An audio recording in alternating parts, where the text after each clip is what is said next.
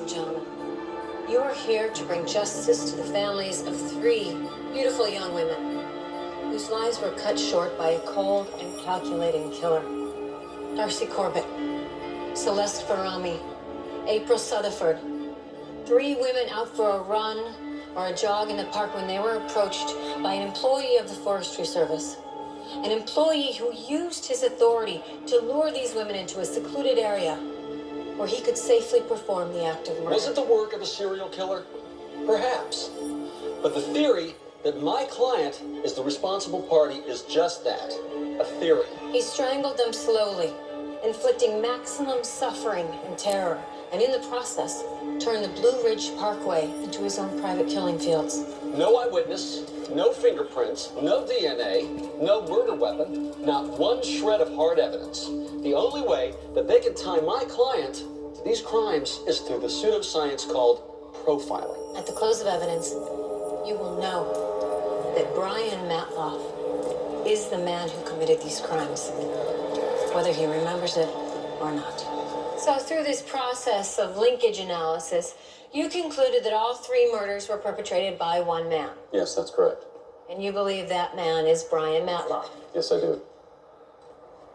Can you tell us how you came to that conclusion? Along with agents Reed and Morgan, we began to analyze the behavior of the unknown subject as manifested before, during, and after the commission of the murders. Our goal was to generate a suspect pool, a list of names which we'd eventually narrow down to one person. He hunts 200,000 acres like it's his own backyard. He attacks high-risk victims, young, strong female joggers, but in low-risk locations. Like David Carpenter, the trailside killer. Are there other parallels? This guy's different. Carpenter used a blitz attack. This one sort of insinuates himself, disarms the victims. Maybe he uses a con, playing the injured hiker, lost dog. Too many variables. She could run for help or call 911 on her cell phone before he gains control. Control. He's in a position of authority. We're not law enforcement. A cop would know better than to bury a body in 2 feet of dirt. Forest Service would give him access to service roads. This deduction revealed to us how the killer gained satisfaction from his crimes. By burying the victims in the park, he was able to revisit the scene and relive his acts over and over. Still, I imagine there are a lot of people who work for the Forest Service. 1,718 employees. He won't be a new employee. He's cautious, he's organized, he leaves behind no trace evidence. He's bordering on paranoid. He's the kind of guy that needs to know exactly what the cops know. Probably inserted himself into the investigation already. Hey, what's that new tech girl's name? Gomez, I think. Excuse me, Gomez. Hey, baby girl.